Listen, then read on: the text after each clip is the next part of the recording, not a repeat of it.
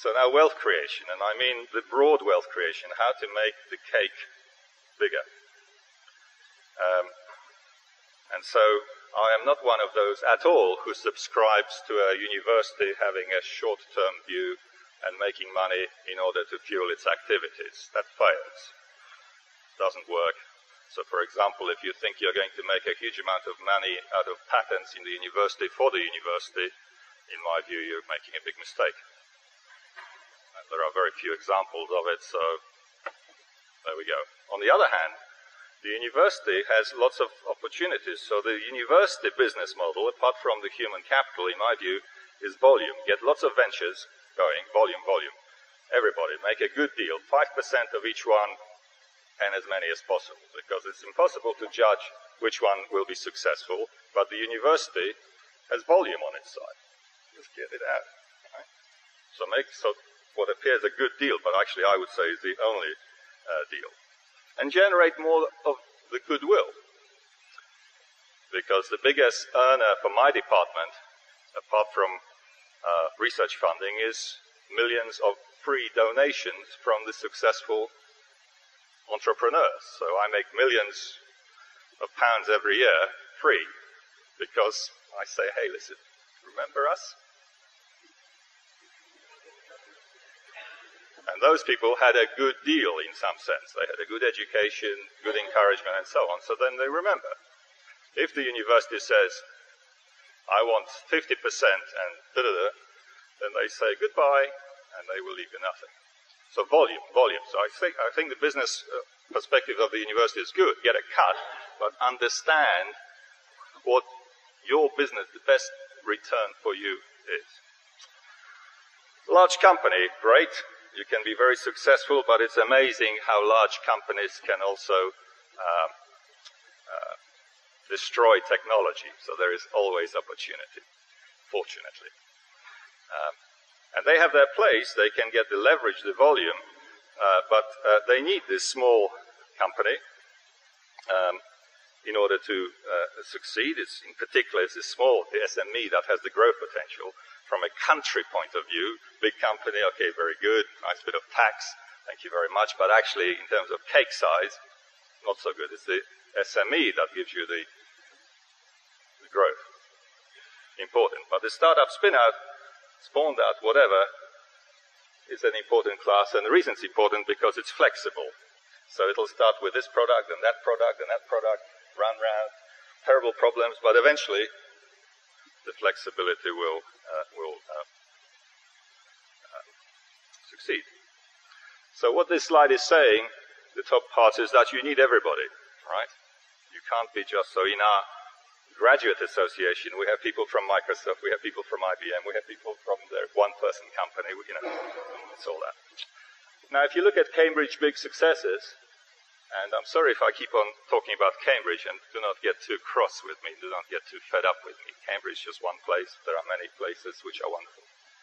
But ARM, which is a chip company, Virata, I will talk about chip company, autonomy, various companies. Actually, they didn't come directly from the university. They came indirectly from the university. Okay, so ARM came from a previous company called Acorn, which was a computer manufacturer, which I started. Virata came from an industrial research laboratory, sort of semi-university organization. Autonomy, which is a knowledge management statistics company, actually started by itself. And the last two came from consultancy situations, where there's a consultancy which is consulting for industry, selling consultancy. And big success means valuations of billions, okay? So we're in the billion category. And so at the bottom is that there is a need, in my view, and this is not understood in the UK, I'm sorry to say, for these intermediate organizations which are sort of between university and industry, which have a little bit of help from the government, but are actually industrial. And in particular, in those organizations, publication is not the lead indicator or aspiration or anything. Publication is very good, but it's the second order rather than order, so we just reverse And I used to run one of these things for 15 years, and my friend Chris Jeliński from Krakow, who is my guest here today, he worked with me there, so you can actually get it from, he's from AGH and is the boss there, or maybe you're not the boss, I don't know, the representative there. So this is an intermediate organization, and I think they're very important. And when thinking about the threat from the Far East,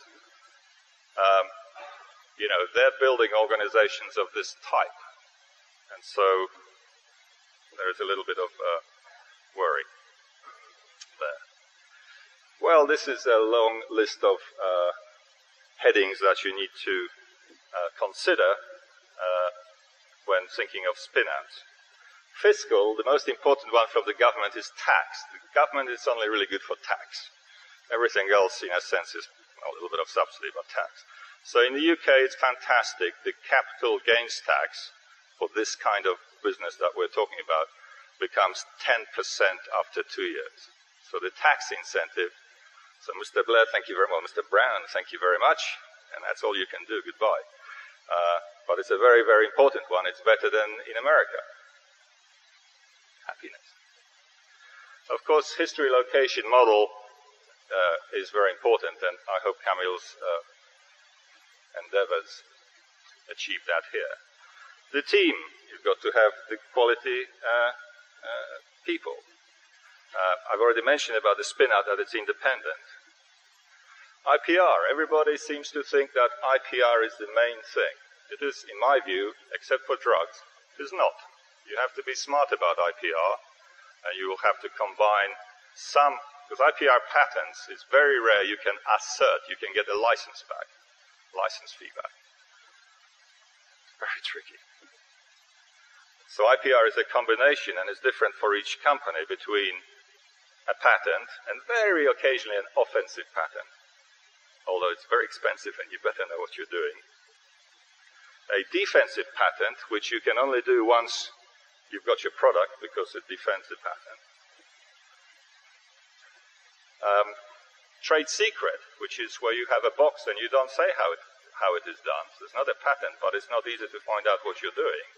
This has the advantage that you can't be attacked by other patents, because they can't figure out.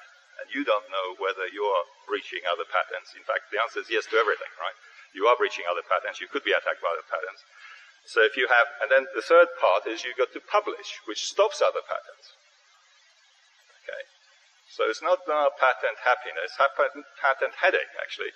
So you've got to have a smart strategy where you combine the assertive patenting, if you can do it, which is normally not possible, the defensive patenting with trade secret, confidential, and the proactive publication to stop other patents.